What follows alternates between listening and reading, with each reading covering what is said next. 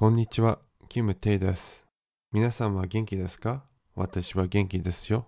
This is the 20th lesson for learning Japanese from scratch. In this lesson, we're going to learn about the ga identifier particle.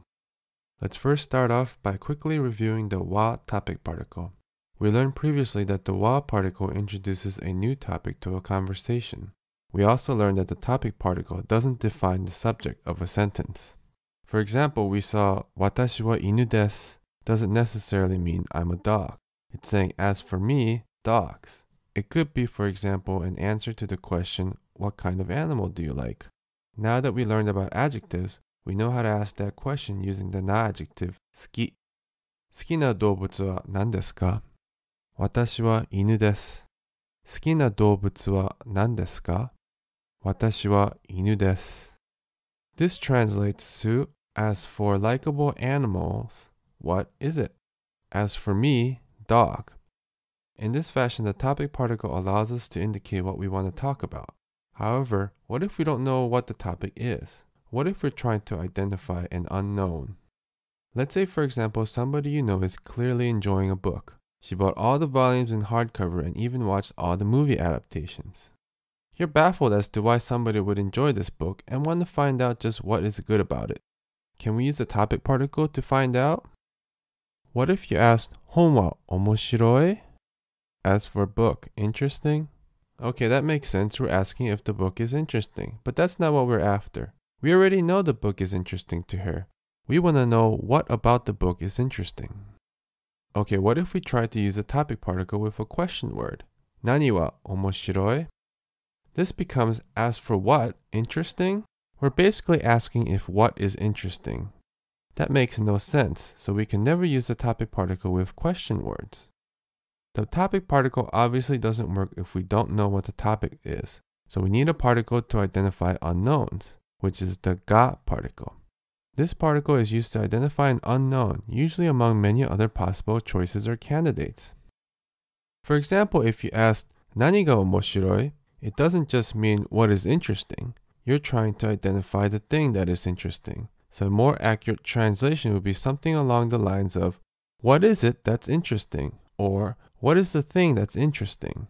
Similarly, if you answered これが面白い, it doesn't simply mean this is interesting. You're identifying this as the thing or the one that's interesting among all the other possible candidates.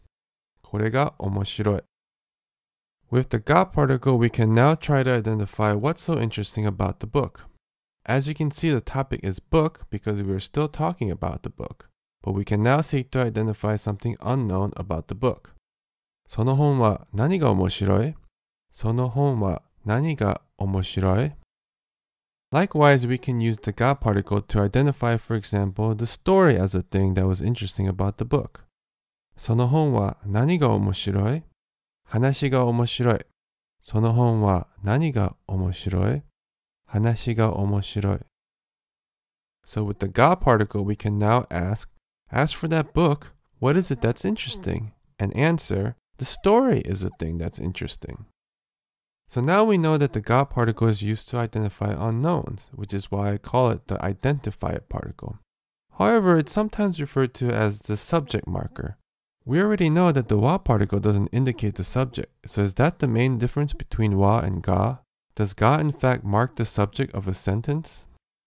Let's take a look at a simple example. 犬は好きじゃない。犬が好きじゃない。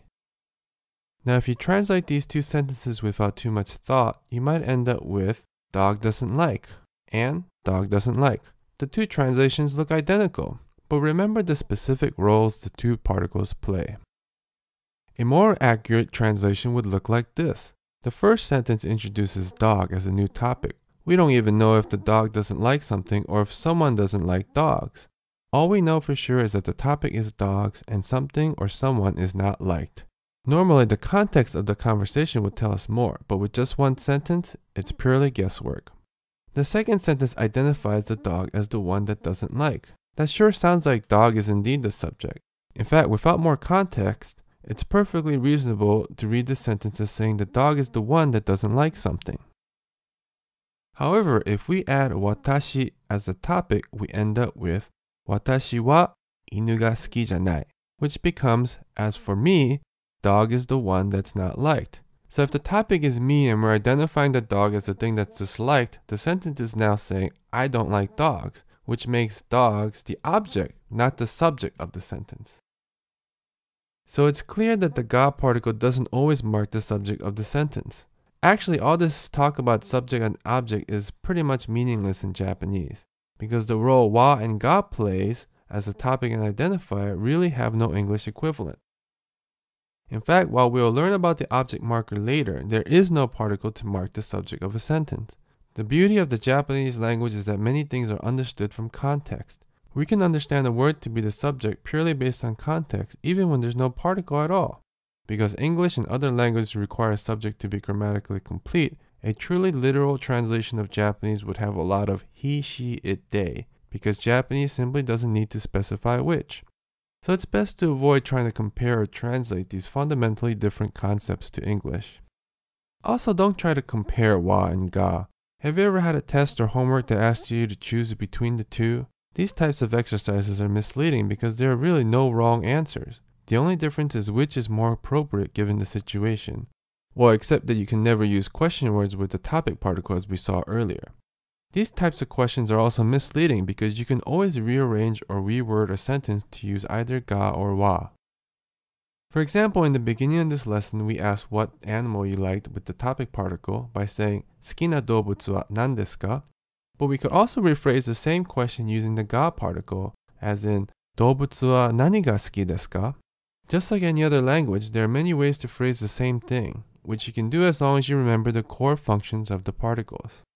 Forget about English grammar and try not to compare wa and ga.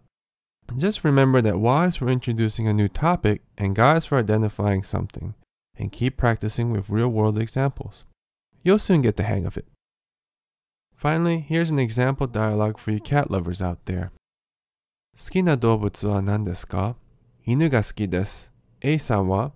私は猫が好きです。猫は好きじゃないですか? 猫のどこがダメですか? すみません。好きな動物は何ですか? 犬が好きです。A さんは? 私は猫が好きです。猫は好きじゃないですか? 猫のどこがダメですか? すみません。The translation is more literal to show the role wa and ga are playing. However, a more natural translation would be, what animal do you like? I like dogs. What about you? I like cats. You don't like cats? What's wrong with cats?